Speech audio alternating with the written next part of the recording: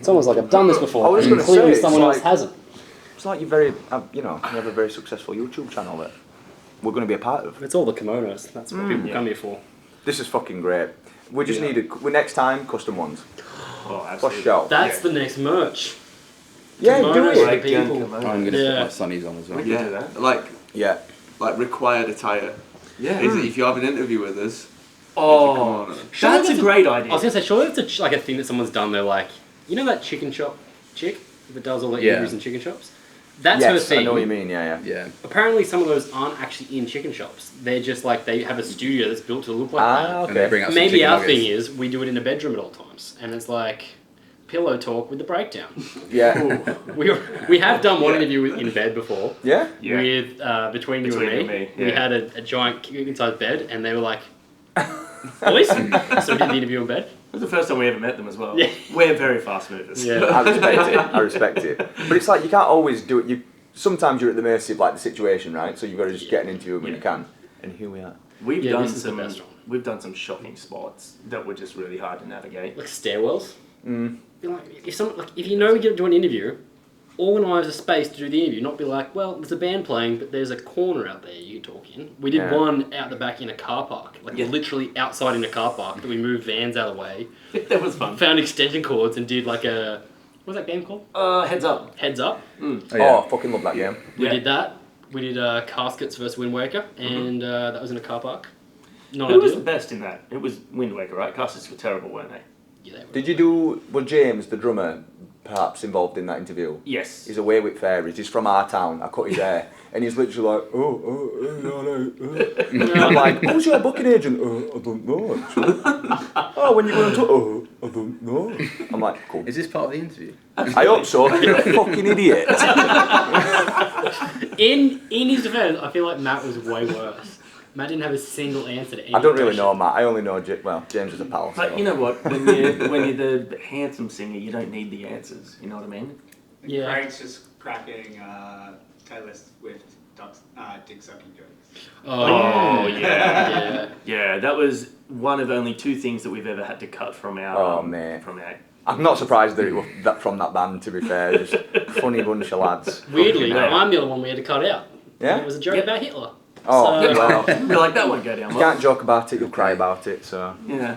And yeah, I often cry about Hitler. I'll take my Hitler jokes off the table. Yeah, she's just like, today. That's all you had, isn't it? That was all your content. he's like, well, I can't do the interview now. Might go What's off the on point? I'm glad one of us is wearing sunnies though, because like, I was toying with idea, because like, the sunglasses collection is building, but Ed Oh, always has mate. the best Get ones. 'em.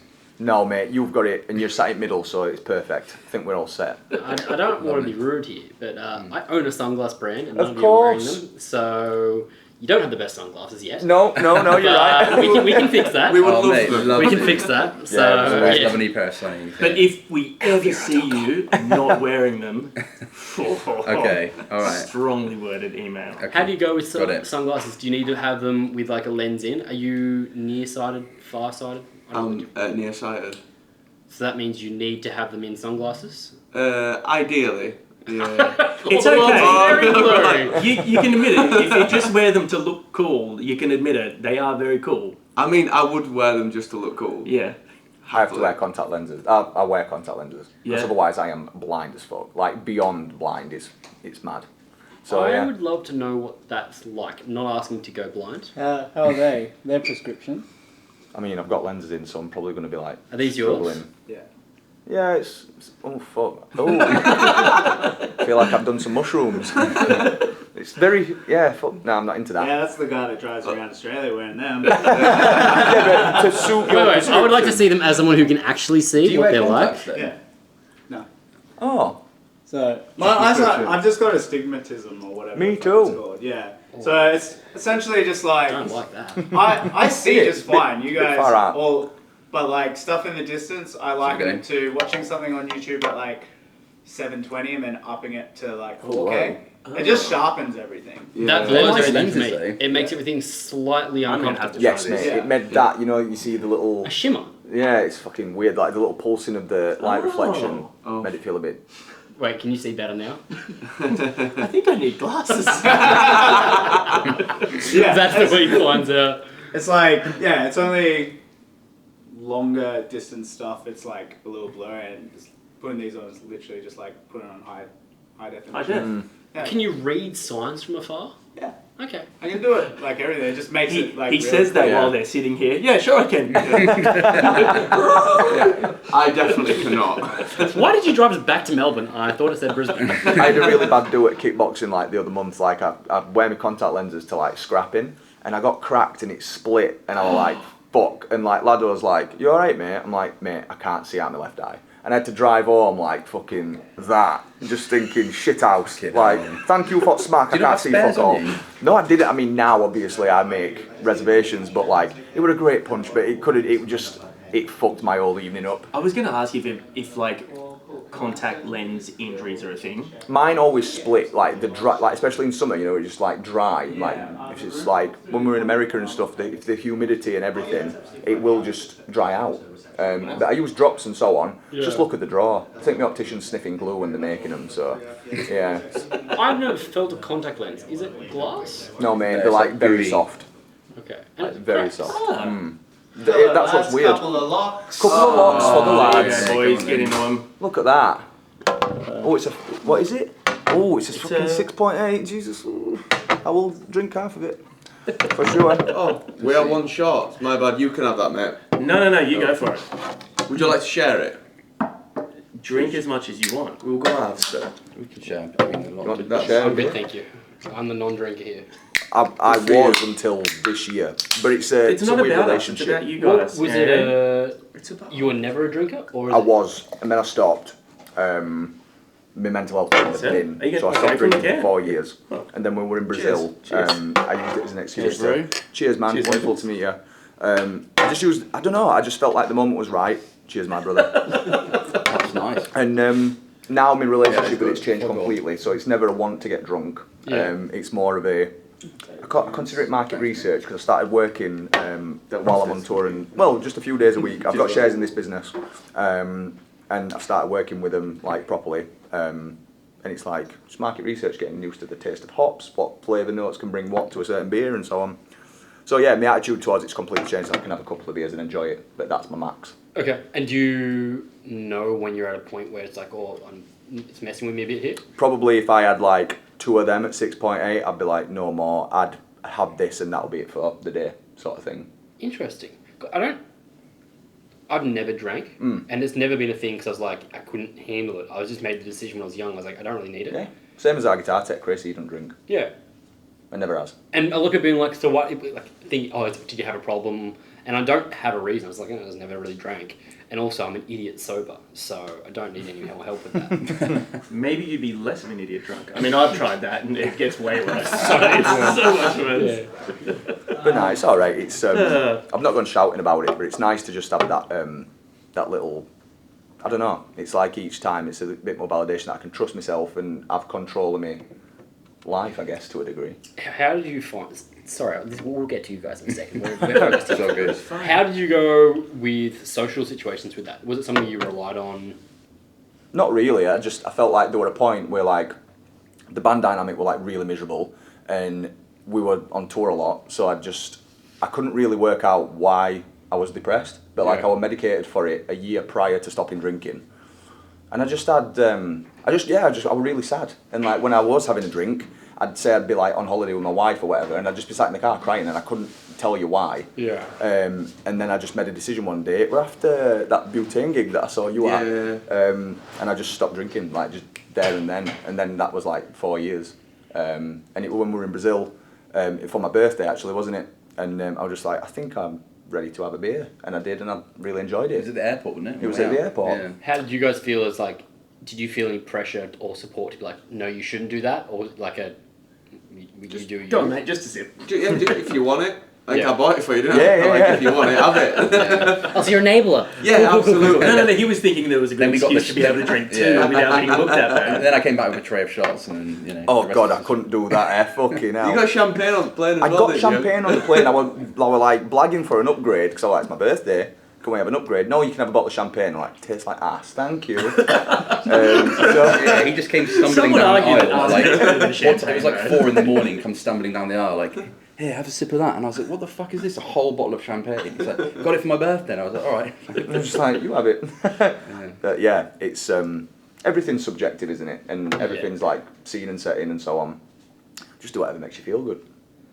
It's an interesting thing to have the mental clarity to know I'm in a state to try this again. Because I think some people it's called teetotaler. Yeah. You're either all or nothing in that way. Like I think a lot of people who don't stop drinking, they're like, no, I can't drink anymore. Yes. Whereas interesting, you made that decision for your mental health, and you're like, I'm in a state now where I think I can not get plastered, but also like I want to enjoy this. Yes. That's an interesting perspective. Because I used to love craft beer, but then I also never knew anything different to drinking. UK drinking culture's fucked, and it's like I don't think there was. It's pretty similar to the Aussie fair. drinking culture. I mean, I think I'm sure you guys were the same. I had my first beer when I was like 13. Yeah. Very young. Yeah. And then you're from the age of 14, we were all immersed in this local scene, like hardcore, metalcore, whatever. Yeah. You're just all getting pissed up on fields and so on. Then you get into the house party phase of your life. Yeah. And then it's just constant, and it doesn't really stop. And yeah, it's just, there's a lot of excess in touring in general. There's not a lot to do other than like get wasted at times.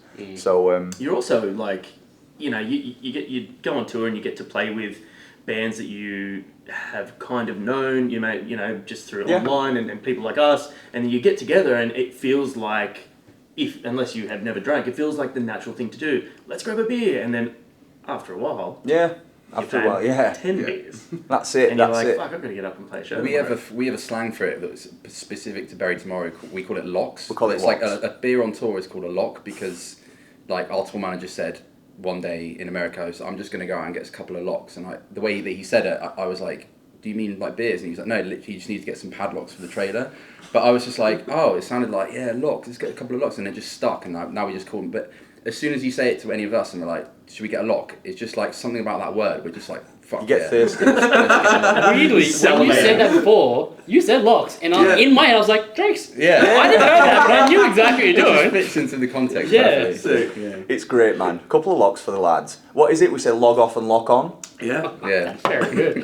There's a new merch for you. Yeah. One day. So you mentioned band dynamic before. How's it now? Because there's a couple of new guys playing around. There are indeed, yeah. Although it feels like it's not new at all now. I think just because we've had such a privilege to tour so much of the world this year, and it's pretty mental because it's like it's nearly Christmas, which is insane. And the album's been out since like late March, and I've just never felt more at home in the band dynamic. It almost feels like, when you're a kid and you pick up your guitar or you find your community and you just want to like be about it all the time. It's almost like that again because I can speak for the four of us.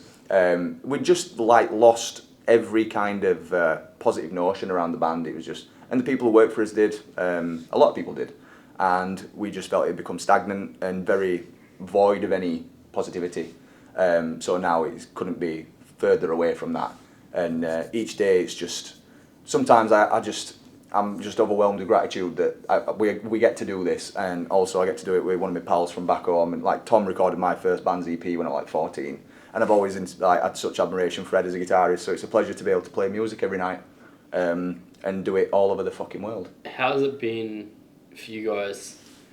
Obviously, you're saying like the dynamic was like really down. Have you noticed a change since joining? Has it gotten better, or was it like, and now it's a different dynamic, or have you noticed it since joining that there's been a change? I think it's difficult for us to say because we obviously weren't around it the way it was before, but as soon as we joined, it's just everyone's been super welcoming, haven't they? Super fair and nice, and the vibe's always been really good. And I think that you guys have made it really clear to us as well, like how much better the vibe's been and stuff like that. So we felt that gratitude like instantly from the very start. So it's just felt really welcoming for us. So yeah.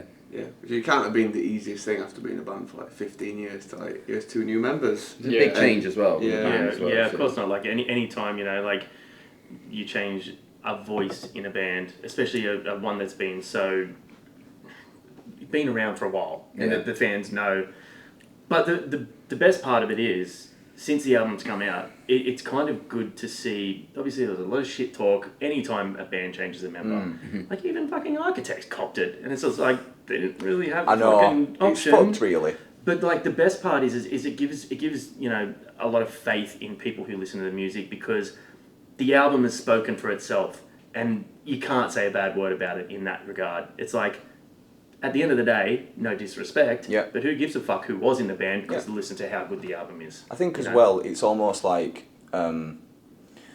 it's just a testament to change and the fact that we never had the opportunities that we've had this year. We haven't had these sort of opportunities ever. Like, we've been to Brazil, we've done 2 tours of America, we're playing sold out shows in fucking Australia. Like, it's mental. And we have never had that. We're getting support slots that we'd have dreamt about. I don't know, man. I just think it's a lot like resilience, and the way that you articulate your business personally and professionally speaks for itself. And, you know, if we wouldn't have made them positive changes, we wouldn't be sat around this table having a couple of locks. So, yeah, it's my... I'm going to take that away. But also, there's an interesting point that you said about the drinking thing. I think everything's an ebb and flow, you know, like life goes through peaks and troughs and changes, emphasis on the change, but ultimately you can't stop that, and you have to just go with it, you know. I appreciate that some fans, you know, it's not just our band, we've had it really easy in regards to like flack from a lineup change, because you see some things and it's all down to entitlement at the end of the day. Nobody knows what someone's going through. No one really knows. Or the band becomes worse. Yeah. You guys didn't do that. Thank you. That's, these two. That's an actual thing though. You get thinking like, there sometimes, I have no bands in mind here, but there are times where a band changes and you're like, it's just not as good. Whereas you guys didn't do that. You actually came back with a new dynamic. Yeah. That was more exciting than ever. And that is also a fact that we want to respect what we had prior. Like, it is what it is, you know. Water under the bridge, times change, people move on. Yeah. And at the end of the day, we really respect what we did and what we had, because we wouldn't be here now without it. But also, if it wasn't good, or like perceived as good, then we wouldn't be here now, and we wouldn't have the success that we're having, which we are very grateful for. So, it's a good time to be in Bury tomorrow, for sure. Have you guys enjoyed playing the older stuff versus the new stuff? Like, is that finding ways of making it your own? You don't get to answer this one. Finding ways of making it your own. He's so good at speaking, though. He's better than us. Finding ways of making it your own, has that been a really fun part of the process? Because you said, like, you are paying tribute to what you're there. It's not as though like the old stuff is bad and we only like new stuff. Yeah. There's a lot there to pull from. How's that experience been about, like, making that your own? It's really positive now. At the start, I just shat myself. So I remember we had like the first like a practice / audition. So you literally said, "Oh, I've got a mate," which like anybody knowing that is like, "You got a mate." Yeah, I got a mate. Really? So yeah, we had a couple of rehearsals and like obviously like these guys were like, just make it yours. You be you and do your thing, which is quite an intimidating thing when he was such a recognisable voice, and the tone is like, he's a baritone and I'm a tenor, so it's like the range is different. Is how do you make that your own and still put the right energy across that it connects in the same way. So that it was really intimidating to start with, but then obviously post Slam Dunk, and then we did like the release shows, and how well it was received. It was like, oh, maybe I can just kind of try this. So then the next tour, I tried little different bits again, and just I think just easing into it, and because it was a big level change for shows for us, so that was like an element of getting used to it as well. But it's great. We had some time. Like, I've had a load of electronic stuff to like the tracks as well, so we get to kind of play around with dynamics in that way as well. So yeah, long way around. Shit myself at first, love it now. I think it's fun like from a fan's perspective. I really like hearing a band do something different with old music. Yeah. Shikari are like one of my favorite bands because they do that. Every time I see them, it's like, what? That was that song I know and love, and it was so different, and it was fucking sick. I think that's a cool thing that you guys get to do now, is actually being like, kind of reinvent parts of those songs. I feel like the fans have been there for a while will actually really appreciate that. Unless they're from Australia and have never seen it live. Yes, that's it. It's also, I heard Code Orange do a different rendition of Underneath the other day, and it was really cool, one, isn't it? Yeah. And also, like, the Smashing Pumpkins used to do it, and I'm such a big Pumpkins fan. But around the Adore era, they were just changing up their classic songs and just making them sound like there's a video from a show they played in Germany. It's like an open air kind of festival, and they did 1979, but it was like so much faster and so much more percussion, and it's epic. It's everything's subjective. I want to look that up now. It's really fucking good, man. You know, I like playing the old songs, simply put, because they're way easier to play on guitar than the new songs are. It's like when I joined the band, you're like, oh, we can write some really fucking hard riffs now, and I'm like, Steady on, mate. Yeah. Let's You can we can. it in a bit. You sit there thinking, you realise I fucking wrote most of this. To be honest, it's in the choruses, isn't it? Really. Yeah. I've got all the fucking stupid lead shit. It's like I hate playing them. Love playing them because of the reaction and like the moment, pressure. but also I just think fucking hell. Black Flame I hate playing. Love playing it because of how people. But I can't look at them and enjoy it because I'm too there. I actually saw footage the other day. Everyone was dead, and you were on the site doing your thing, and I was got like, no choice. I actually noticed that. Yeah, It's funny. it's so tough because I'm literally like. It's like, why did I do this? I guess people think it sounds good, you know. But, it's about their experience, not yours. Yeah, You can do it on the that's it. Yeah. Like Heretic's like a 2-minute solid solo as well, isn't it? Pretty That's much. a very difficult one. Although there's moments for a mosh in that, you know, it's good. Are you getting guest vocals for Heretic, or is in the band doing it? At the moment, it's just Dan, but we try and throw some surprises out there, don't we? In America, we had his friend Tyler from Afterlife come out and do it, and Cool. I think it'd be nice if Dana from Kingdom of Giants come out and did it, you know, on this run. Maybe in January. Maybe in January. Yeah. If Loz is at home in Leeds, give him a ring, see if he wants to come out and do it. That'd be sick. Which was for you two, sorry, again. Of course. Which was the hardest of the old songs for you guys to get around? You first. I think that's more of a question for you than anything, I think. In terms of guitar, like... Or even just the hardest for you to connect with or I don't guess, know, I didn't make really- your own or enjoy? Yeah, I didn't really find that. It's not as much of a personal thing for me as a guitarist. I think it's much more of a thing for you, I guess, in terms of like singing in your own style. Yeah, there's less like emotion in the guitar. Yeah, exactly. There is from like the words. I get that. Yeah, Black Flame. It would be. Like it's such an iconic tune, and it starts with a voice, so it's got to be right. Yeah. So Fucker. It's a fucker that took me a while. First to show with you in the get band. By around. the way, we're starting this with this Yeah, one. I think it wore a chalk first one, wasn't it? Slam Dunk. Jeez. But yeah, you were always like Black Flame with a 1. So it kind of like the high notes are not particularly high notes for me, but it's on like the bridge of my voice where it distorts really easy. So it took me a while to get used to it. Yeah, I feel like I've got it now. You have. Hopefully I don't ruin it tonight when you watch it. I'll just see you guys. I'm like, I'll have my phone out for that one. You're like low key trying to phase out the set on you, but It'll ain't never happening, happen, mate. like, It's not unfortunately. happening. You can't shouldn't- name an shouldn't write album such that big and then be hits, like, mate. we're done with that one. Yeah. It's your fault for writing such a fucking big hit. Mate. On the I flip love side, playing Black Flame. It's so fun to play. For on me. the flip side, then, favourite of the older tunes for you guys to play? I would say Choke or Cannibal for me. Like I like the newer ones out of the old songs for sure. yeah, I really enjoyed Grey. Oh And yeah, I I'd like like doing to say Cemetery that as again. well. That was like. So yeah, they were my two for definite. They kind of just slotted in straight away. When it Yeah, comes okay. to set building, how do you feel like any entitlement to be able to be like, I don't want this on the set as the newer members, or do you guys be like, this is what we're playing? No, Load it it's- down. It's pretty mutual. I think that it comes down to like the odd song where we're kind of like I'd rather not play that, and then we're like we kind of have to play that, but overall we know that the staples of the set are, generally speaking. I think there's going to be a discussion in January because we're going to be cutting out a couple of songs, adding a few more in, a few more new ones, which means we've got to make some room for them. But at the same time, you know, like I'm never the kind of person who's like, we need to play new songs, let's get rid of the old songs. I love playing the old songs. I think it's a really important part of the set list. So yeah. And there's only going to be more new music coming as well, so that decision gets harder and harder. Yeah, exactly. Yeah. Oh mate, yeah. Like we're going to studio in a few weeks, so there's Really? going to be Already? There's going to be some new ones sooner than people think, which means okay, so something's got to give eventually. Black Flame. Get it gone. Yeah, just take the hint, guys. But I think this time it's and with America too, because we haven't been here in so long. It's like we want to give people a bit of everything, but we also want to promote the new record, right? So it's like we're playing more of the Seventh Son, but there's also everything going back to Runes and You Need a Crown. So it's pretty much 2012 onwards. You dropped a few albums between last time you were here. Indeed, yeah. Oh God, how many? So 4. Shit.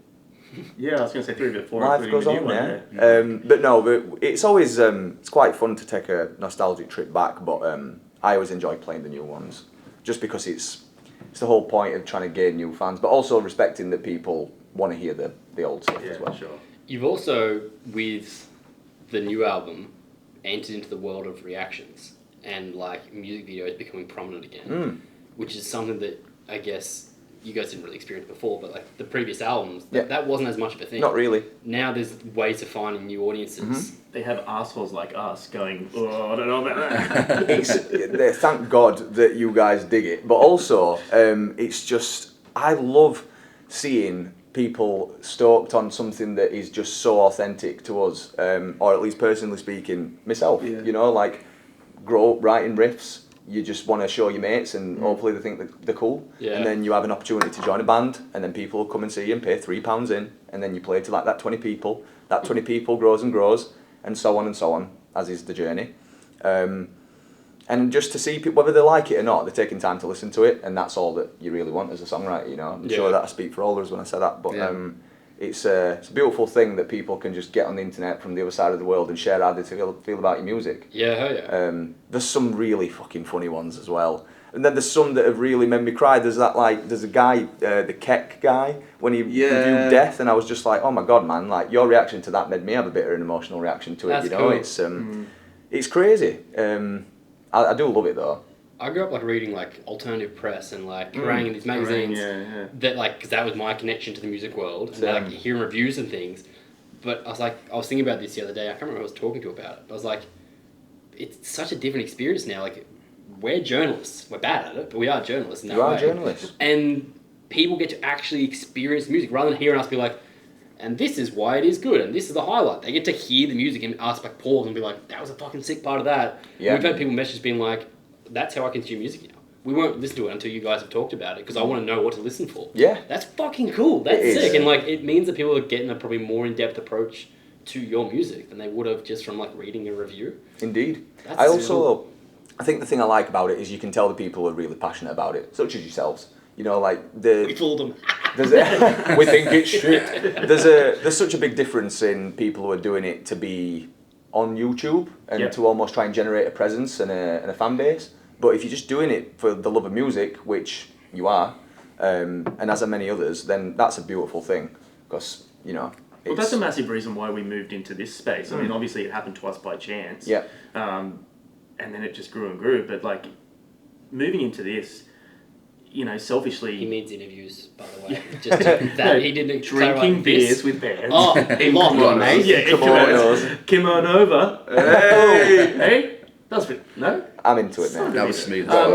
You know, like, it selfishly scratches our itch because the same as Nath, I used to read music magazines and grow up watching, you know, Channel V here and MTV and Rage late at nights, and I wanted to hear from my favourite bands. I didn't want to just listen to their music. I wanted to know what it was about this music that made these people the way they are and vice versa, and why they create this music, and you know, what they're like as people. Are they the same as me? Do they like the same shit? Do they like the same comic books or food or whatever it might be? Because it really does make you feel a connection to these people, even though you might never have anything to do with them. I think that's a great thing about music. It is. It transcends language. It transcends belief systems. It's beyond powerful. Yeah, I think it's really cool the other way around as well, because we can see how it connects with people. Yeah. So like watching you guys, and it's almost like it's interacting with somebody how you're supposed to. It's not on a piece of paper. It's not like, it's a human thing. Yeah. So that's dead cool to be like, wow, we really reached that person, or it's just that's a very gratifying. I think that's thing. kind of why the whole, you know, written reviews that you used to get like Kerrang magazine, and I'd go to the second last page where all the new albums have come, and I'd be like, oh, what did they think about the new 9 Inch Nails or the new Blink-182 or whatever it is? Look at you getting it. Got it right. Well done. Yeah, you get it. And you are reading a few words about a whole scope of music that an artist has put a year into. 3.5 stars. 3.5 stars. And is it good? Is it Yeah. bad? And it's just like, they've also had time to kind of sit there and think about it. I think there's something really, really cool about the initial reaction that music gives people. And we get people often comment and say, oh, but you didn't understand that these lyrics meant this. It's like, motherfucker, we listened to it once. Yeah. We didn't do a fucking thesis on it. No. Like, this is how it made us feel. This is how it resonated with us in its most simple and pure form. Yeah. A lot of the time, that's the only chance that musicians get. Like, someone will listen to a song maybe once, and if it doesn't connect with them, they probably won't listen to it again. So it's like, it has to connect sometimes, that quickly for people. So it either does or it doesn't with certain people, I think. So. Have you found or seen any, like, fake negative, like, reactions? Because I see some people, like, you get the ones that are like, "Wow, it's the craziest thing ever!" And they're just, like, over the top the whole time. Or the people who, like, just try to pick it apart. Have you experienced any of that? I don't think so. I don't think I've seen anything like that. No, I've seen a couple of clips, and I don't know his name, but some guy just like he was doing like a breakdown of like metalcore songs, and he got to like, "Where do we belong?" And he's like, "Nope," and just gone. Oh yeah, I've seen that one. Wow. That was funny as fuck. Really? I was like, fair play, mate, fair play. Yeah, it's too soft for me. But I was like, okay, fair enough. No. I always find that so funny about My this. taste of music is just here. I've done the same thing, man. I've Metal been, like, Elitist is I've been like- skipping through a playlist and a song comes up and I'm like, no. It's the same thing, but he's just broadcast it to It's the world. just crazy to me, metal elitists and stuff though, who are just like, nope, too soft. I'm like, Iron Maiden literally never had a scream in any of their music. Yeah. Neither did Metallica. Neither did Judas Priest. Oh mate, we had a right laugh. So we played this festival in Norway, and like it was great. But there's so many people stood there with corpse paint on, looking like Kiss from Wish, and it's like you're looking at me like I'm the knobhead. You're the fucking knobhead, listening to your goblin music. We're heavier than every single band here. Stick that up your fucking jumper. You know what I mean? It's true, innit? Your goblin music. It's it's just like I'm not stood there being like fuck this. I'm like good. They're making a living out of it. They're doing what they resonate with. They're doing what feels right. Good for you. If you don't want to watch it, piss off. Yeah. But they're stood there being like, you are nuts. They were actually smiling, but the paint was confusing. Maybe. Yeah. But in all seriousness, He's calling this poor guy out. He's just got his big smile, but down bad. He's like, but I really like you. You understand? I've just got no time for people who go out the way to be disrespectful. Do you know what I mean? It's just unnecessary. Yeah, absolutely. Can we help? Hello. Hello? We're mid-interview, yeah. Oh shit, sorry. No, that's okay. We're very real formal. shit here. Are you on film? Yeah. Yeah. So are you now. Well, I'm not. We are. I'll just sit in the toilet. Funny look, Sorry, like this. I We're didn't just having know such you a nice were- conversation. I didn't You're realise we good. started filming it first, so it's. Oh yeah, that's where the Always Be Rolling. I don't know if you guys listen to Armchair Expert podcast. Like Dak Shepard, that he had a thing in there that it was the start of a conversation with one of their guests, and there was like maybe 20 minutes before the interview started, and I was like, that was fucking great content, and they're like, oh, this is recording. He's like, Always Be Rolling. Yeah. So that's my new thing now. As soon as I've got it set up, Yeah. turn it on and let it go, because often the best stuff. I feel like it's worse when you go, Right, here we Hi. go. welcome to Yeah, the interview. yeah, Like yeah, it's, yeah. Although I think my kimono pun would have worked better if I could have introed us with that. Just saying. Do you want to try it? Cut it in. Come on over to the interview.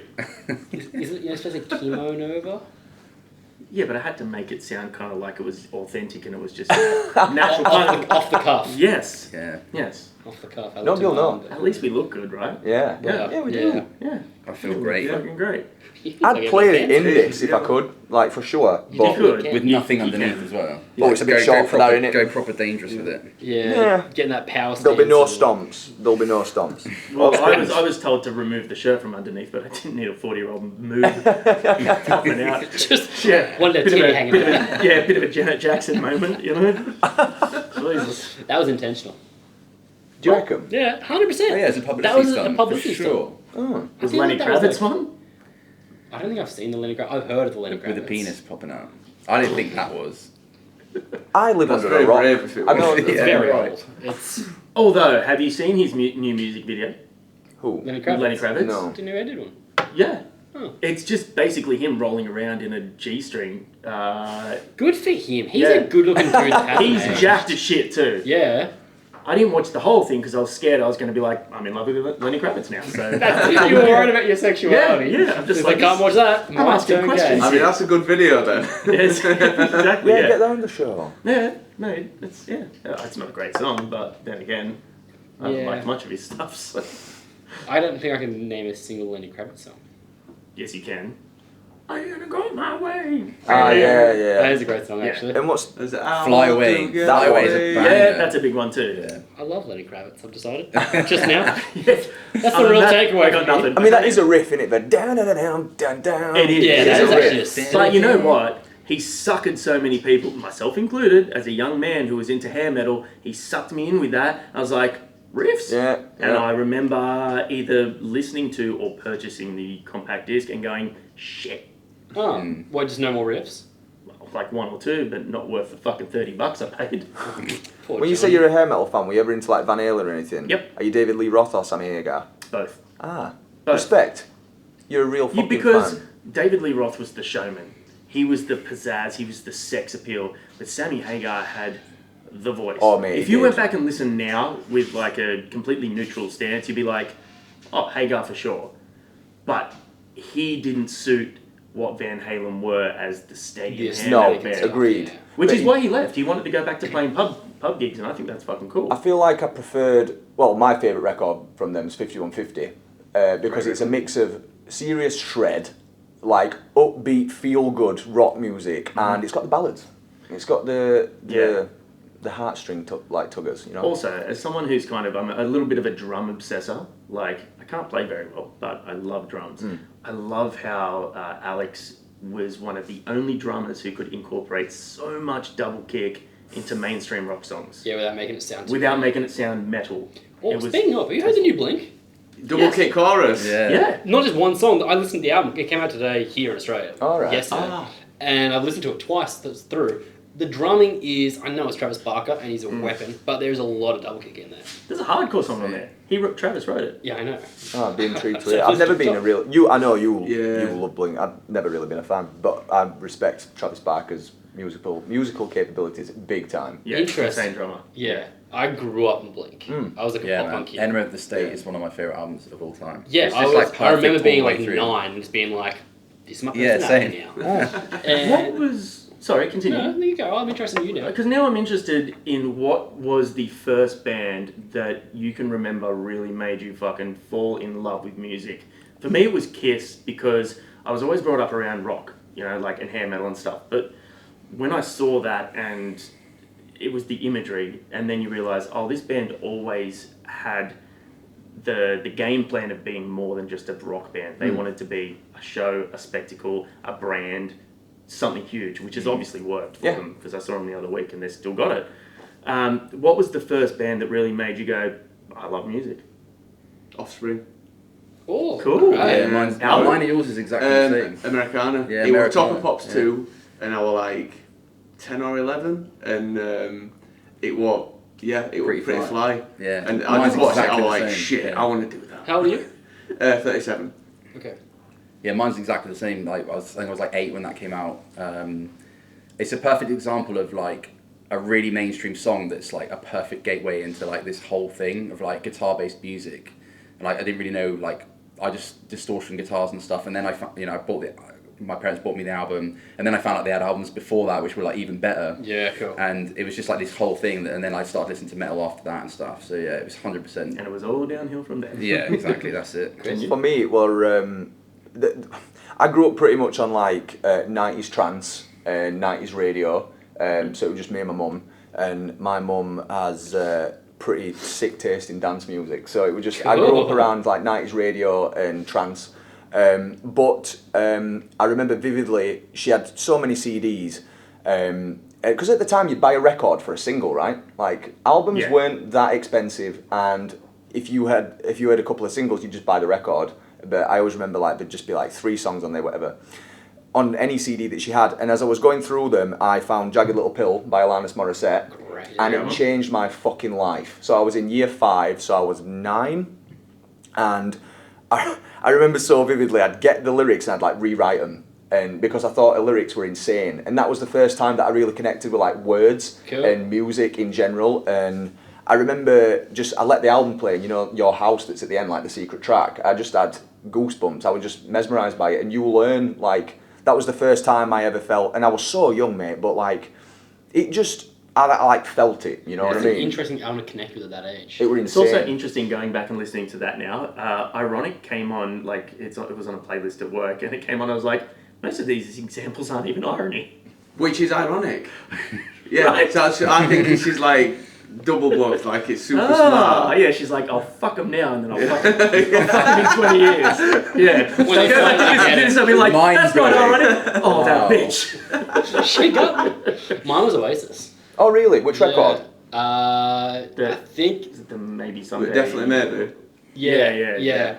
My dad got me into most of my music. Mm. So that was an album for me. I remember being in the car and listening to cassette of that. Yeah. And being like, that was the first time I was like really listening to the actual music of it and remembered all the words and could sing along. I love them first two Oasis albums, mate. Yeah, so good. It's still, and that was like, I didn't get into heavy music till I was like way older. I listened to pop punk all through high school and like new metal, but like not to listen to heavy stuff. It wasn't until I was like 18. Our friends introduced me, like when we weren't friends then, but like our mutual friends probably introduced me to metal just because that's what they're listening to. And I was like, well, I guess I'll listen to this with you guys now. But that's like been such a weird journey. And doing this now is so weird for me because I have no musical skill at all. You don't need to. No credibility.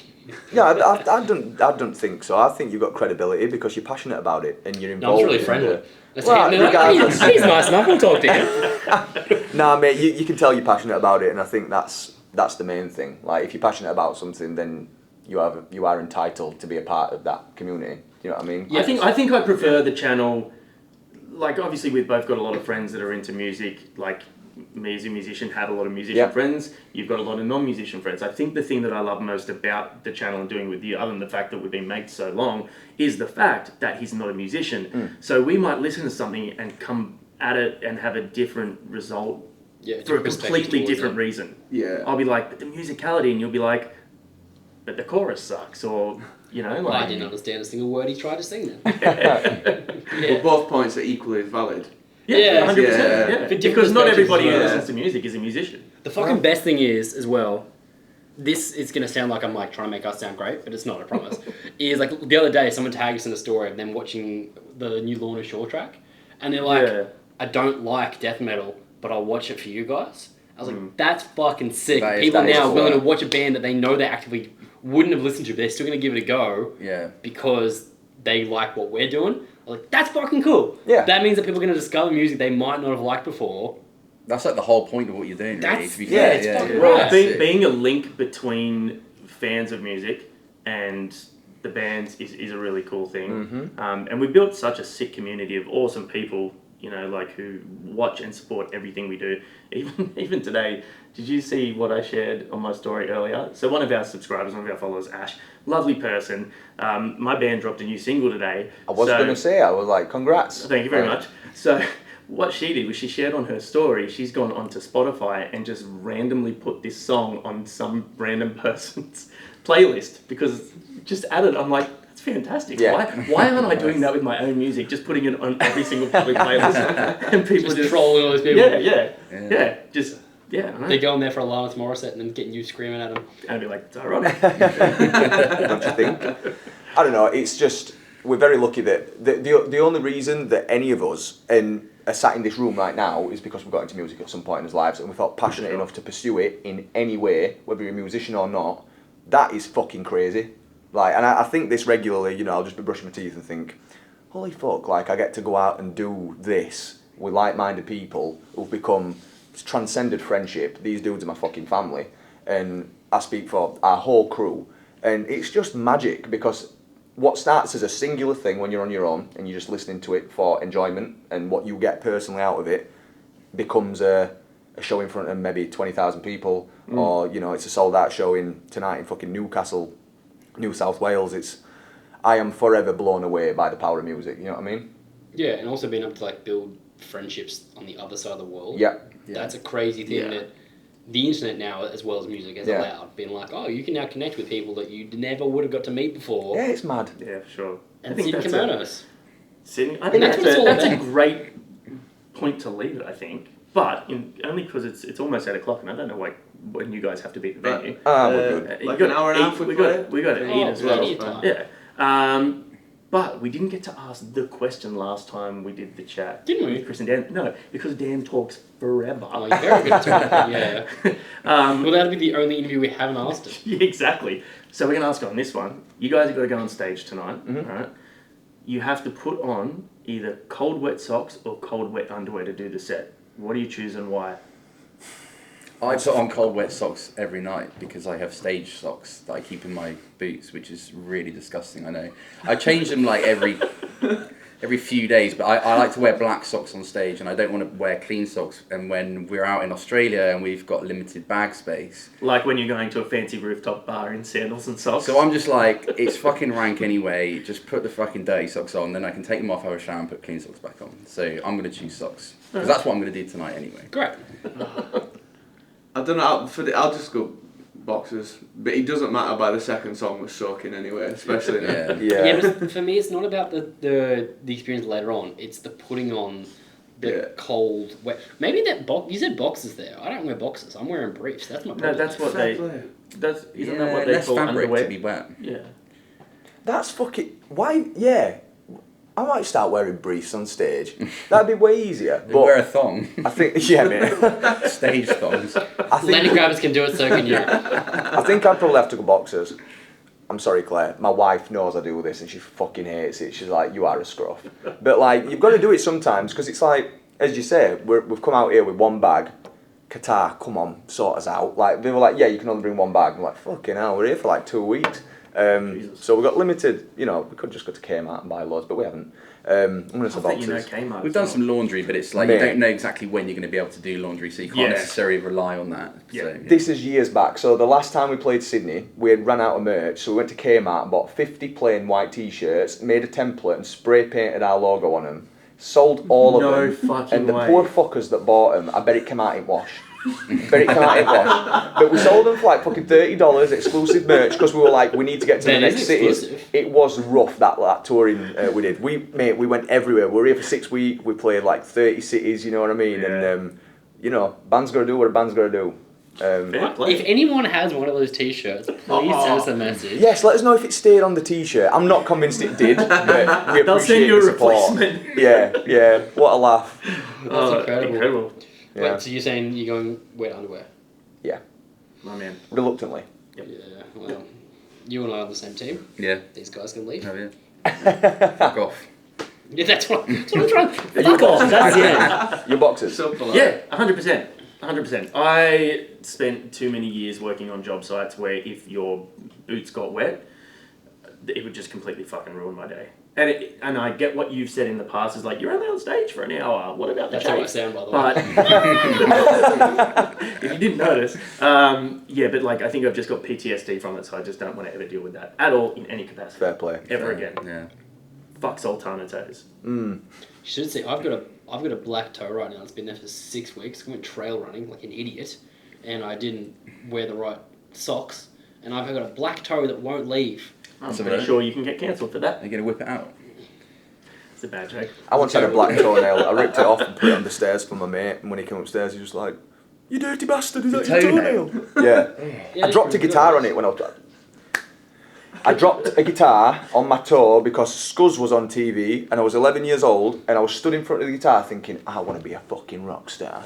And like, the strap just went down and yeah, I was the only one in the house. My mum and stepdad had gone out and it just went douche and I was like in agony. And it took ages to come off and I just had enough of it, so I ripped it off. Became a rock star, so... I don't know about that, worth but it. here we are, you know. You're playing music in Australia, sold out shows. Just take the win. Yeah, thank you. Thank you, boys. Thanks for Thank coming. you, gentlemen. Pleasure. Yeah, Pleasure. So nice to finally meet in person. Yeah, likewise. Yeah, I like real life hugs. Yeah. So much better than internet hugs. Yeah, when I saw you earlier, I'm just like, let's have this fucking up now. Yeah, it's overdue.